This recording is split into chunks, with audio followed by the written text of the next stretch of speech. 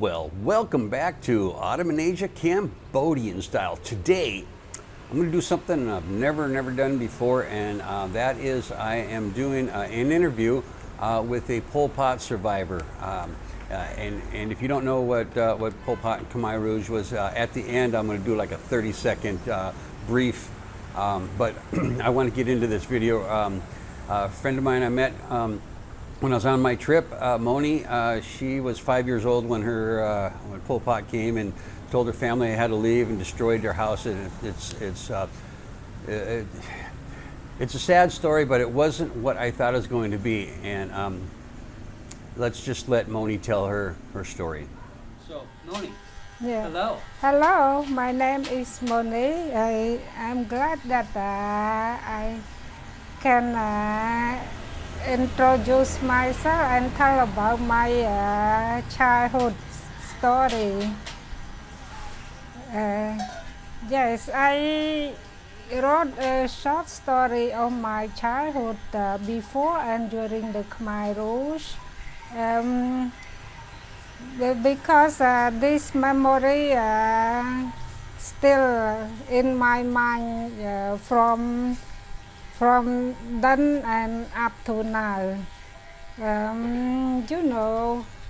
Before the Khmer Rouge, our family like the medium class, and my mom bought me a pair of red shoes, and she allowed me to wear just the special occasion, like going to the wedding party or going to the cinema and so on. One day my mom took me to a film called Mohari. Mohari is the name of white lady bird that dance in the traditional music. And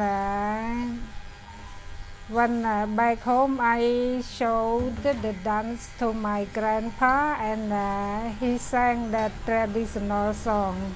So I danced in my red shoes. I thought that I was the Maori lady, and yes, that I love my shoes very much because the shoe is the color of red is my favorite color, and up on top of the front shoes butterfly that seems my favorite insect, something like that. But during the Khmer Rouge starts from 17th of April 1975, the Khmer Rouge forced the town people to move to the countryside as farmers. So our family was forced to move, and they told us that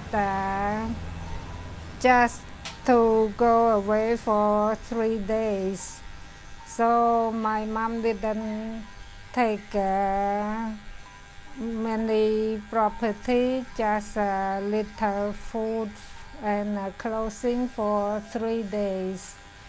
That time I remember that during the midday we walked under the hot sunshine, and my younger brother cried a lot because of the heat, and we were very tired.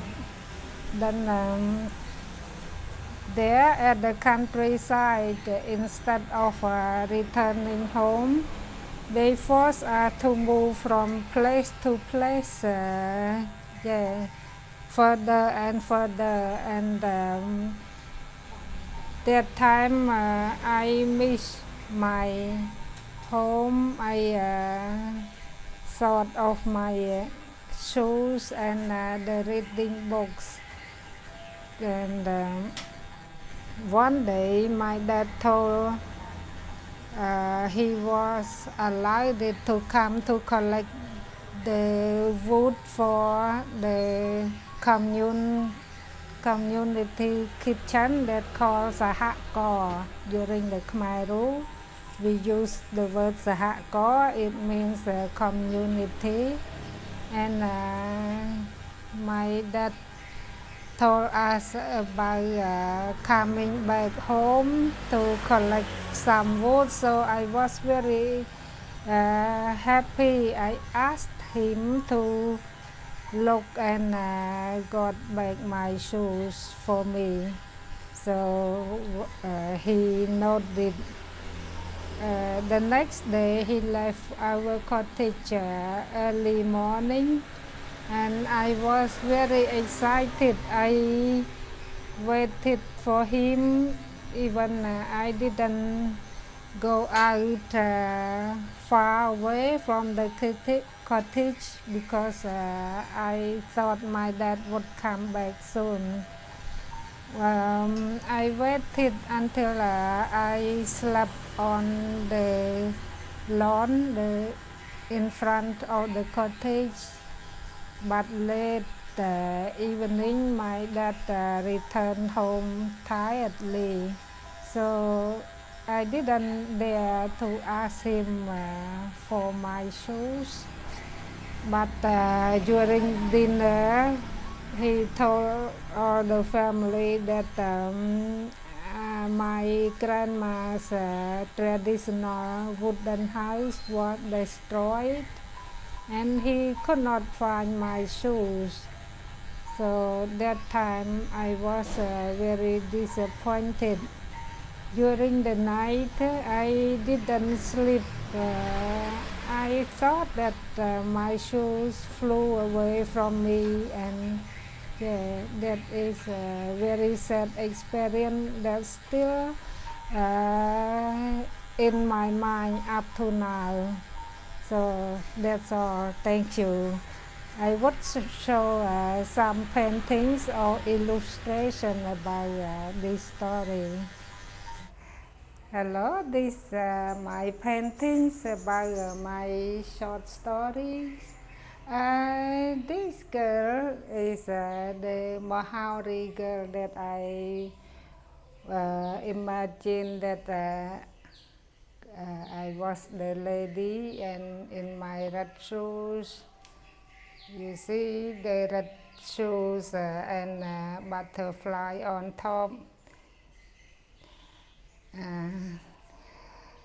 And I paint this is a music instrument because of this drum, and this also we call drawer.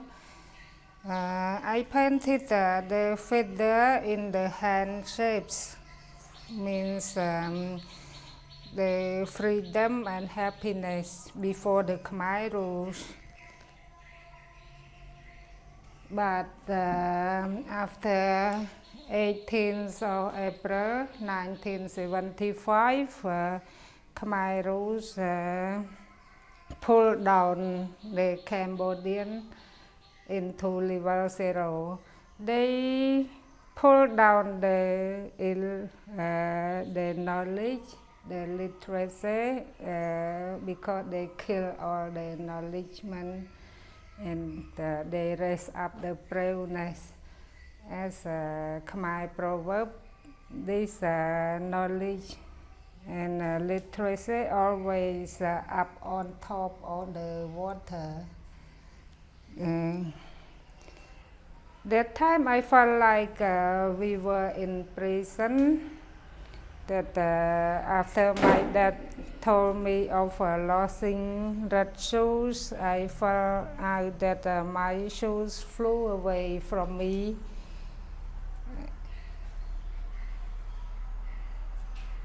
Then after that, without any shoes, my bare feet. That's all for my story. Thank you very much. No, thank you very much. Thank you. Akun. Akun. Well, that was Mony's story, and I don't know what else to add to that. But I did say I was going to mention a little bit about Khmer Rouge and Pol Pot and what happened, because I know a lot of people do not know what happened. And I'm reading this right from, well, I pieced it together off of Wikipedia. Okay. The Cambodian genocide was a systematic prosecution and killing of Cambodian citizens by the Khmer Rouge under the leadership of General Secretary Pol Pot.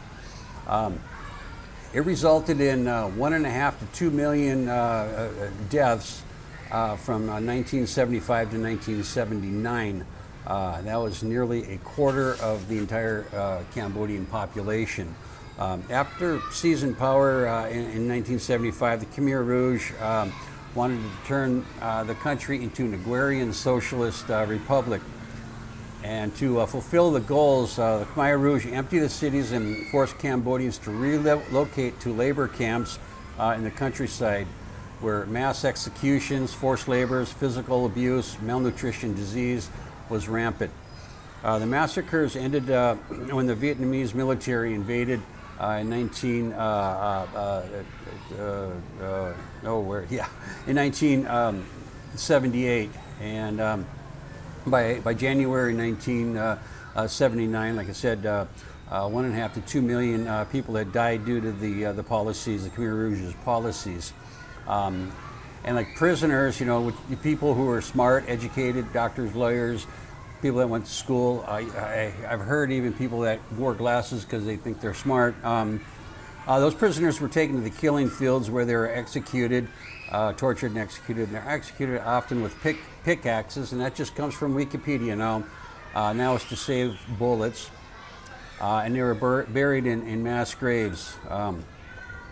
Direct execution is believed to account for up to 65% of the deaths. That's just crazy. With the other victims succumbing to starvation, exhaustion, and disease. And yeah, enough said.